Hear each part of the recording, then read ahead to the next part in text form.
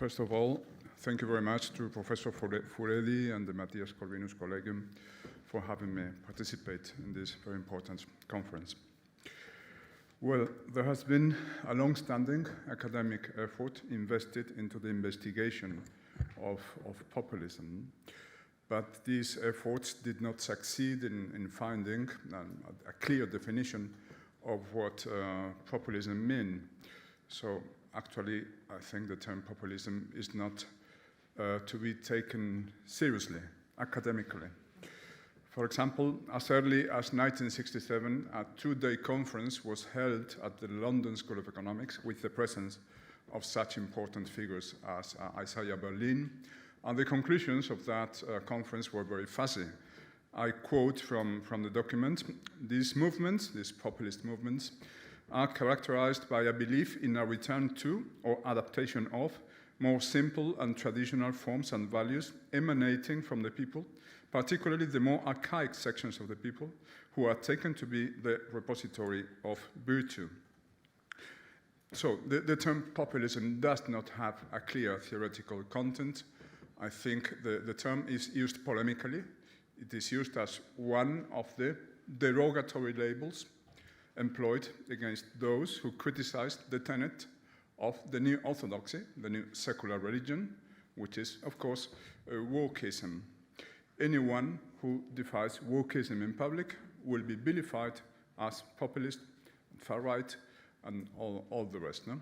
To give but a few examples, anyone who believes there is a new human being from the moment of conception and who therefore thinks human life should be legally protected from conception to natural death will be scorned as populist and religious extremist.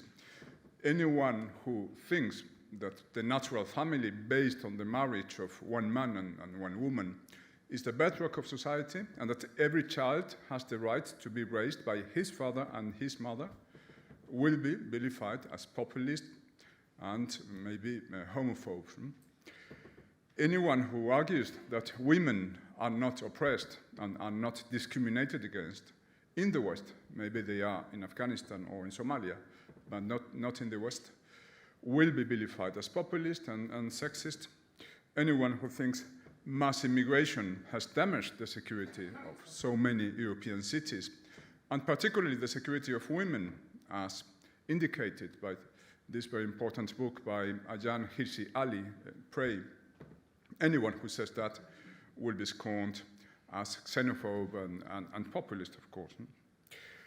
And anyone who thinks Western history was not a long nightmare of imperialism, racism, sexism, and so on, anyone who dares recall that it was the West that invented democracy, that invented human rights, the rule of law, etc., will be called a populist and a racist.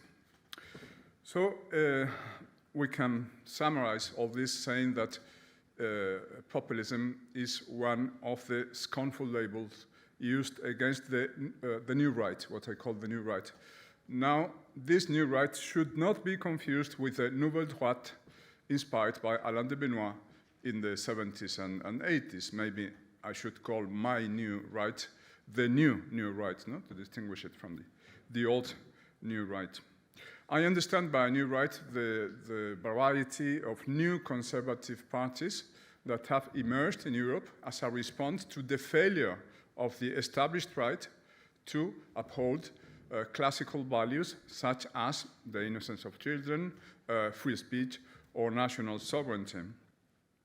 As was said before, I have been a member of parliament in Spain for 4 years, representing the Spanish New Right party box. And I have come to the conclusion that the New Right should combine three kinds of inspirations, three ideological elements.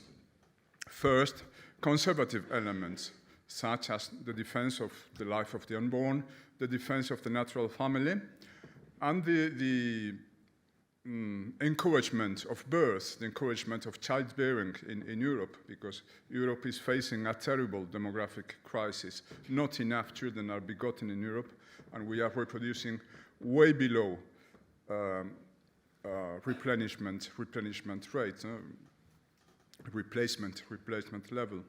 Conservative elements, liberal elements, that is the rule of law, an independent judiciary, and classical human rights, rights such as free speech, religious freedom, the right to property, and so on. And equal treatment by the law, very important and very degraded at present. And then patriotic elements, ideas such as the right of every nation to preserve its identity and to possess effective borders. Now, I think the new right should emphasize particularly its liberal democratic credentials, because democracy is at risk in Europe. Democracy is in jeopardy, and it is threatened not by the right, but by the left. It is the left that, for example, is undermining equality before the law with its identity politics, which bestows legal privilege on women, on non-white races, on sexual minorities.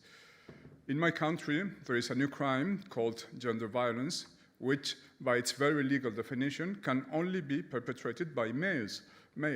We have special tribunals just for men, the juzgados de violencia de género. And in Europe at large, meritocracy is being displaced by diversocracy. That is, the main concern of universities, administrations, governments, and so on, is no longer the search for excellence, but the search for diversity. And it is the left, not the right, that is destroying free speech with its cancel culture.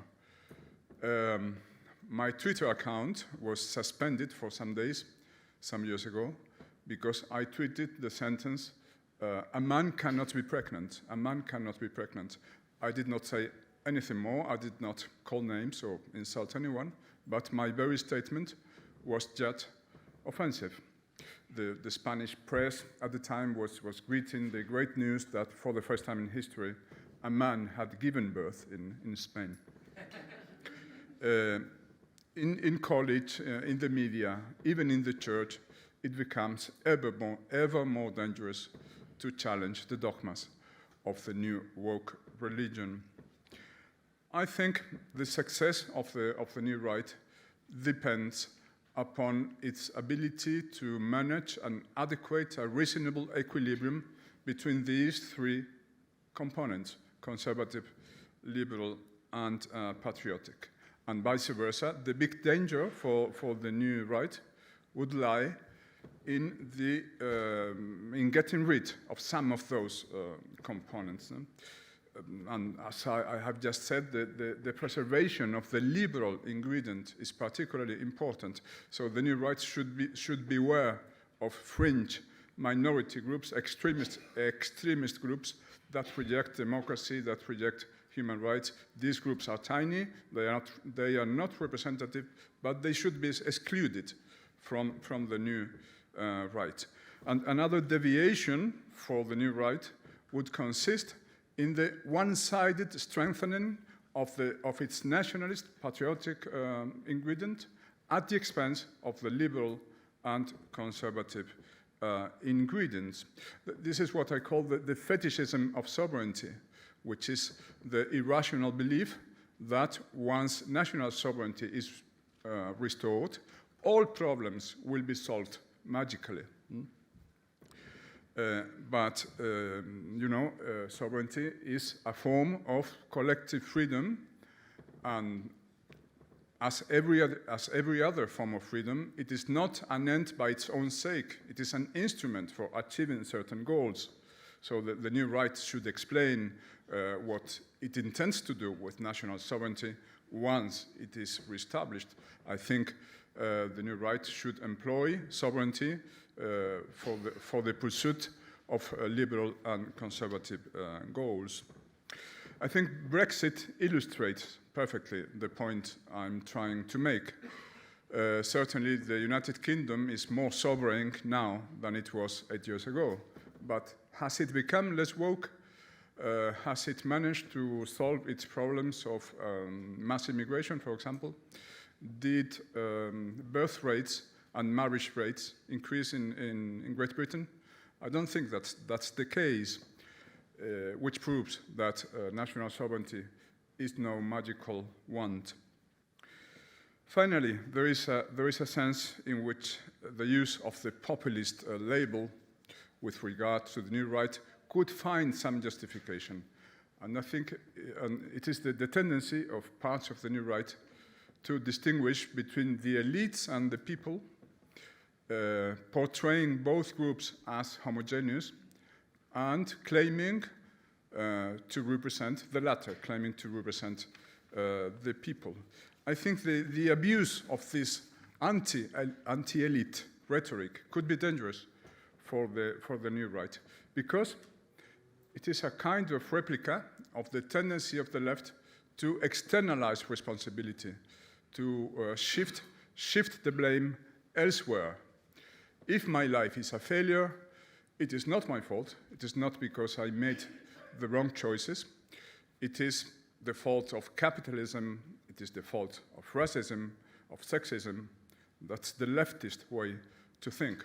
Well, if my life is a failure, it is not my fault. It is the fault of George Soros. It is the fault of Bill Gates. It is the fault of the World Economic Forum. This would be the right-wing version of the same externalizing, responsibility externalizing way of thinking. And I think it's a mistake. I think the new right should not fall prey to conspirative theories. It should always uphold individual responsibility. It should not indulge in a simplistic demonization of the so-called globalist elites, because neither the elites nor the people are homogeneous. I quote William Galston, who wrote something interesting about this. Anti-elitism is divisive by definition. In the context of popular sovereignty, splitting a country's population into the people and the others implies that some parts of the population, because they are not really part of the people, do not deserve to share in self-government. It is not a good idea for the right to relaunch the old, toxic, Marxist idea of class struggle and class hatred under the guise of anti-elitism and anti-globalism. So this is my view of it. Thank you.